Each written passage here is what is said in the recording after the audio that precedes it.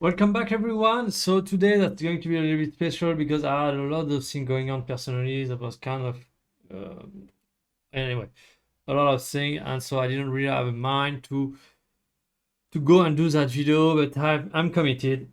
I'm doing a video every single day, and I'm sharing updating my journey with you. So this is what we are going to do. Over the last few weeks, I tried to really bring you something very insightful, interesting at the beginning of this video before moving on to the actual weekly recap. But today I don't have anything special, so we are just going to dive in to the weekly recap and starting with the weight, which actually this is a good news. Despite all the other stuff that don't go well, this one did go well. I'm really happy to see that actually I'm making some progress. So let's bring that a little bigger.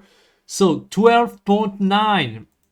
So the main difference that the why it worked this week compared to last week, because I didn't lost 2% in just 1 week.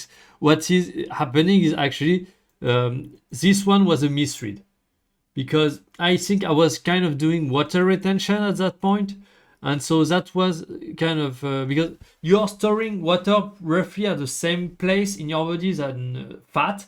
And so I think the tool that I'm using to measuring fat is actually kind of getting tricked when I have too much water. And so this is what I did. And so I use a trick that actually boxers are using to weigh themselves, to really deplete themselves from the excess water they have in their body to actually get a true rate. And so this is what I did. The protocol is pretty simple. It's just a few days before you want to weigh yourself, you drink a lot. So pretty much what I need to do is throughout the week drink a lot of water.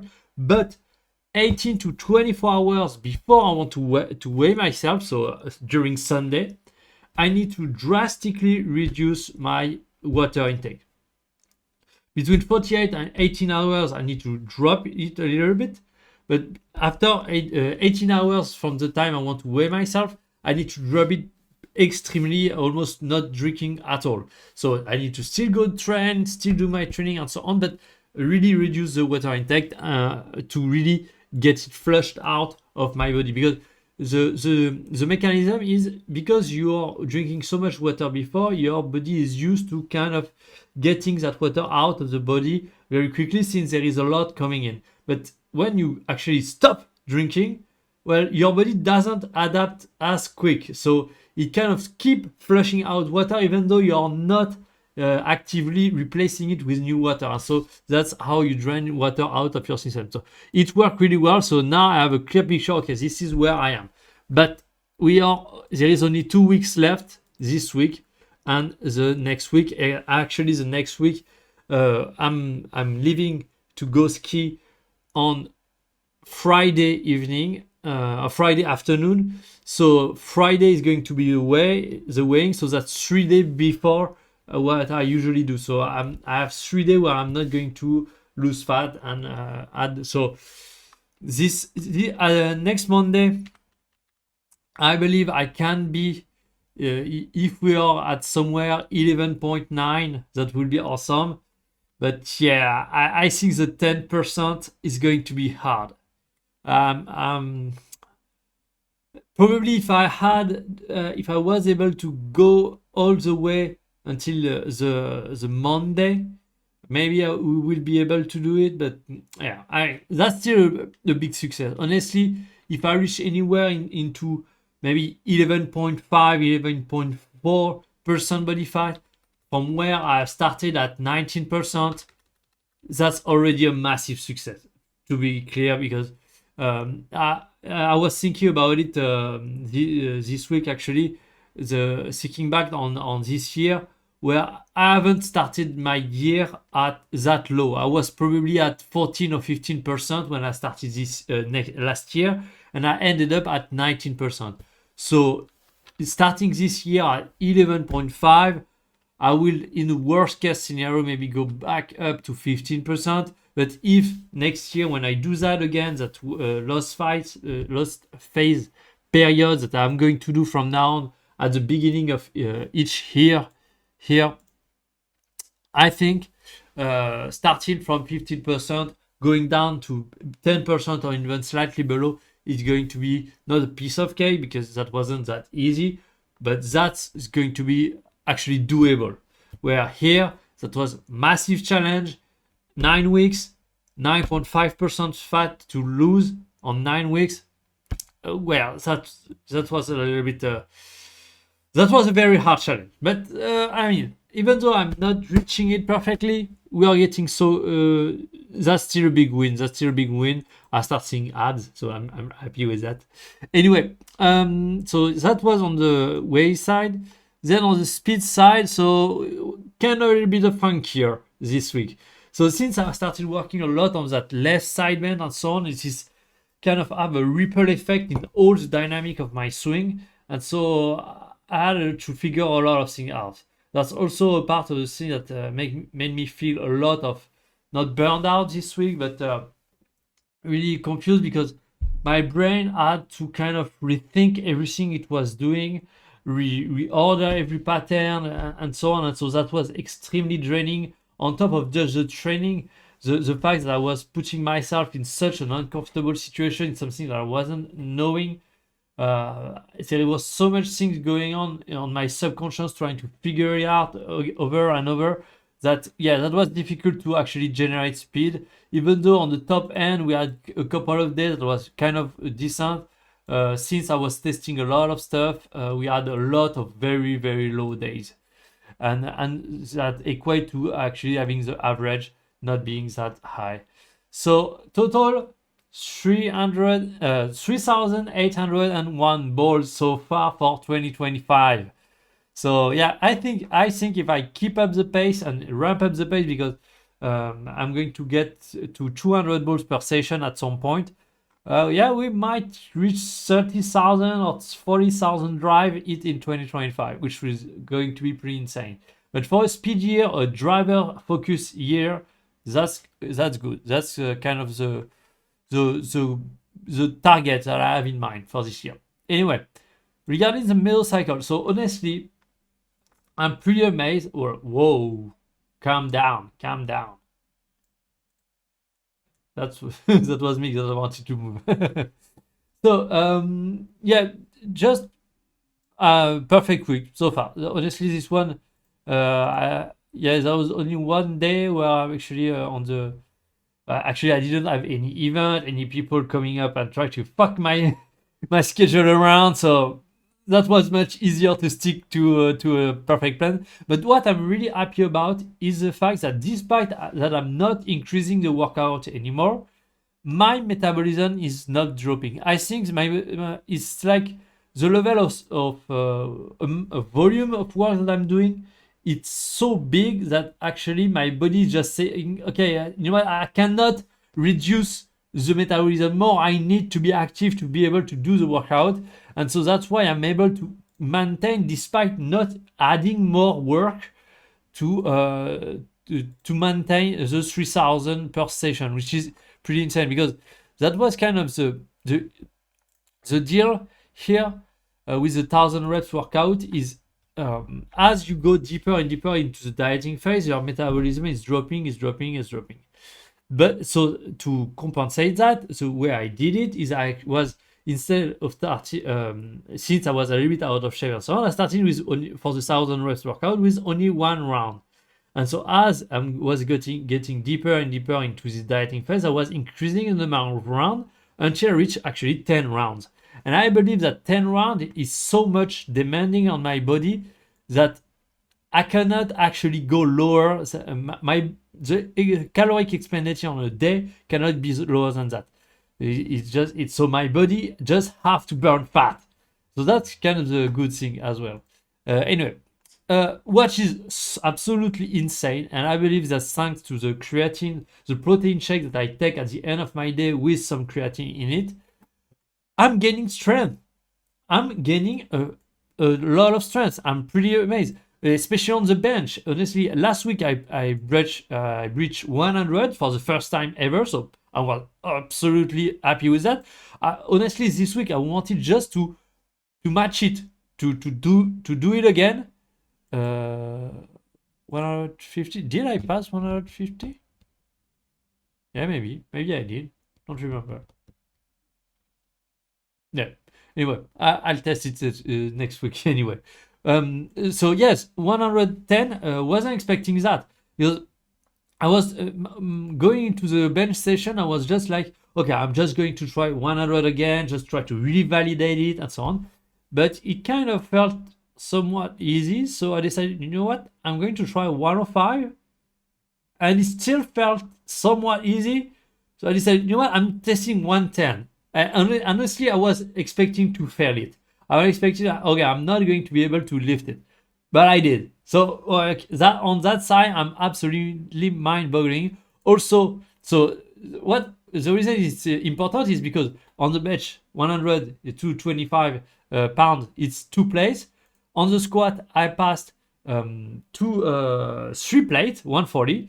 So that's also a big achievement. So there is a lot of positive. But for the heavy squat. So when I say heavy squat, is actually I'm putting elastic band on the bar for the rate of force development, and not still the rate of force development, but the strength curve to be smoother with the strength curve. But actually, when I wanted to do that, the where I do my squat was taken, so I decided just to take the leg press, and I did something absolutely I wasn't expected. But that's not a leg press when you're sitting down and there is a weight below above you, and you kind of press your leg. No, that's a machine, and so I don't know exactly the relation, if that actually, because I did 250 kilos on the leg press. So that's pretty much the max. So I put all the way down, and I wasn't expecting to do it. I just kept on getting lower, and I was still able to actually lift it. And so I went on all the way down, and I managed to actually lift it. So I wasn't expecting that either. So what is really funny is probably the fact that since I'm not adding more volume on the 1000 reps workout, it's just 10 rounds now, and I believe that my body now adapt and have more resources to actually get stronger with the compound lifts that I'm do after. Because what I do is I do my 10,000, my 100, my 1000 reps workout before, and honestly at that point my body is so used to it that this is just a warm up now. And then I'm go and I do the compound lift, and then I finish with a bit of hypertrophy work on machine. But yeah, and also I beat my PB, 37 minutes. Yeah, that's insane. Honestly, if when we started, remember when we started here, I was doing.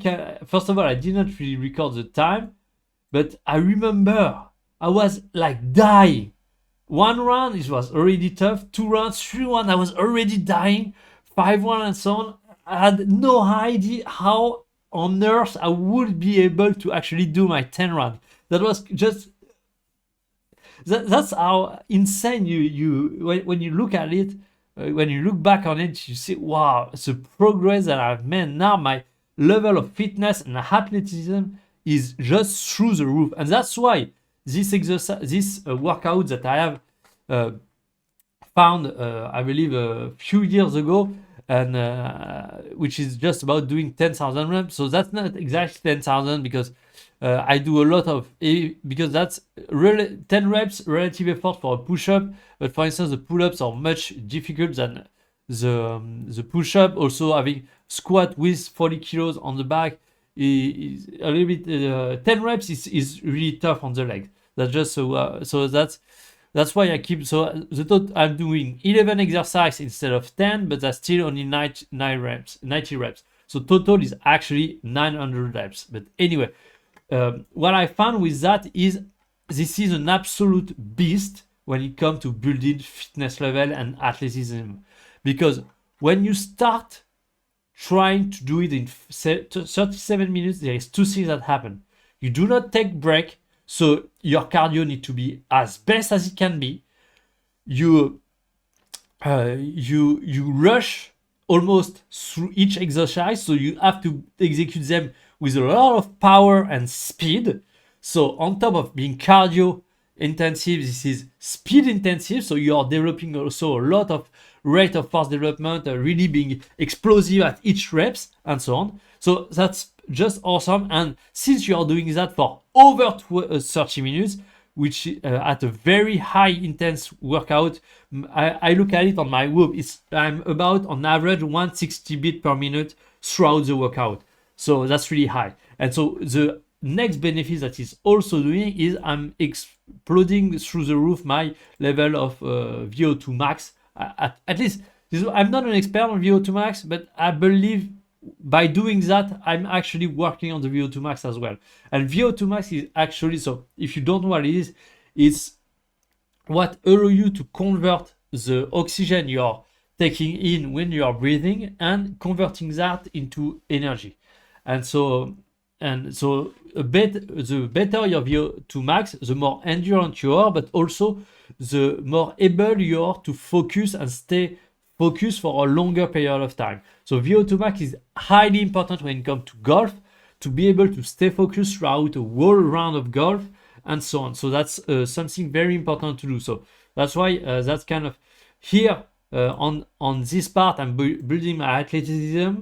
Here I'm building my strength, so there's that strength conditioning. And that's really the two main aspects when it comes to golf conditioning. You have strength and power, and on the other side you have athleticism, which is mainly about cardio, endurance, VO2 max, muscle endurance, and so on. But anyway, so a lot of things are good. I'm getting a ton of strength, I'm getting a ton of endurance, and so on. So and what is even more mind-boggling to me is I'm doing all of that while being on caloric deficit, which is insane, which is absolutely insane. So the main takeaway that I take from that is having a protein shake with creatine at the end of the day. My body responds extremely well to that, just extremely well. When I'm actually going to be on a more normal balance caloric, not necessarily a surplus, but just a balanced caloric amount, I think, yeah, my strength is going to go through the roof. So I had this target here, but honestly, I'm start thinking that maybe, so yeah, for 10 reps it can be done, but sorry, don't see it. But maybe I'm thinking that maybe I'm going to look to increase one plate everywhere. Normal squat 180 might be a goal because I'm already at 140. 10 reps at 140 is kind of insane. But also I start, yeah, you know what? I'm going to change. Ah, shit, I cannot, I'm offline. I don't know why my internet is down. Anyway, so yes, I think, because there's also something I've been thinking a lot lately. Not lately, I've been thinking a lot in the past, is I want to build strength, but without getting bigger. I know that's kind of confusing for a lot of fitness people, but hear me out. For me, as a golfer, first of all, you don't need to get bigger, and getting bigger might be more an issue than something useful, because as a golfer we need a lot of range of motion for just to be able to move correctly in the golf swing. Well, when you're getting bigger, muscle can get in the way. So I'm not there yet, but that's one key point. Then the second key point is I want a massive amount of power to weight ratio. What I mean by that is I want to be as light as possible and as strong and powerful as possible. The reason being is that's a different way to build endurance. Me, with my genetic, I don't have issue getting stronger. I have a very good genetic, and we can see that I was doing very shitty stuff before, not even trying to get my enough protein, macros, not creating.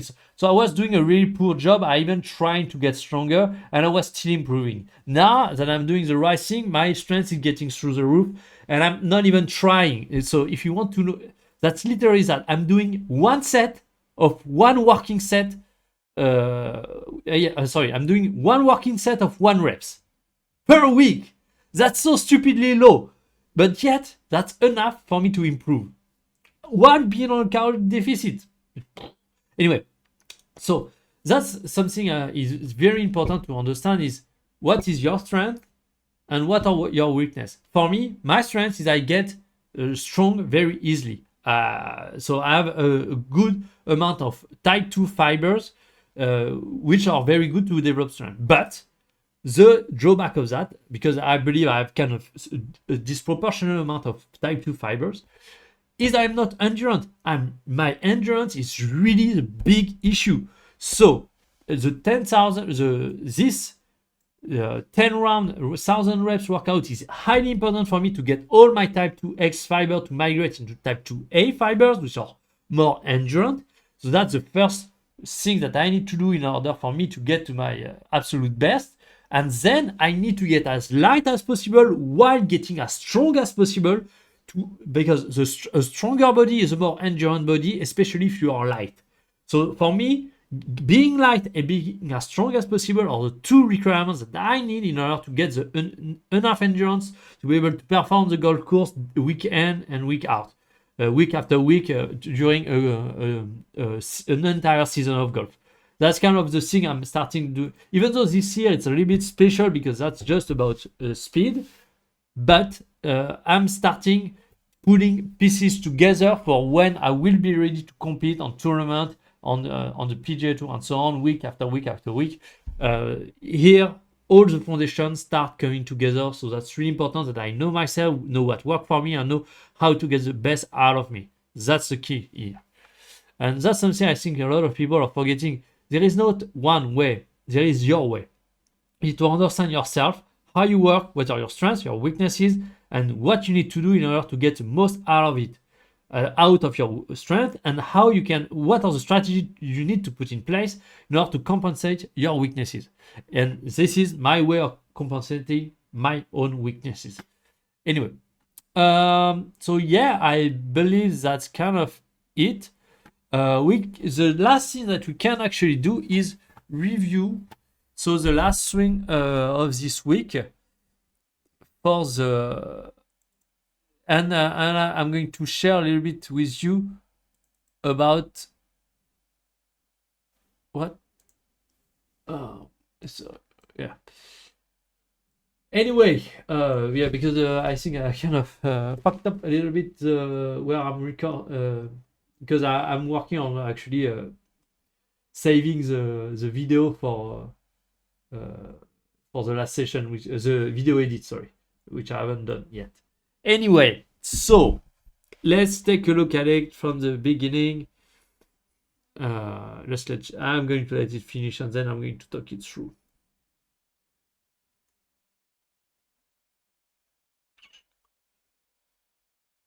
So one of the key elements that I'm start thinking here is I believe Rory is on the maximum weight shift of Rory happened at the position of takeover. What I'm thinking is here is actually after this point, from here to here, is already relaxing the right leg, the tension on the right leg, and to start shifting it. At least the intention. The intention start when he has finished his takeaway. Once the takeaway is finished here, the intention of actually shifting the weight to the left heel by relaxing the pressure on the right leg, because I think that's the issue that I have. I'm staying too much, I have too much tension on my left leg for way too long. Basically, for me, I still have pressure on my right leg at that point, full pressure, nothing on the left.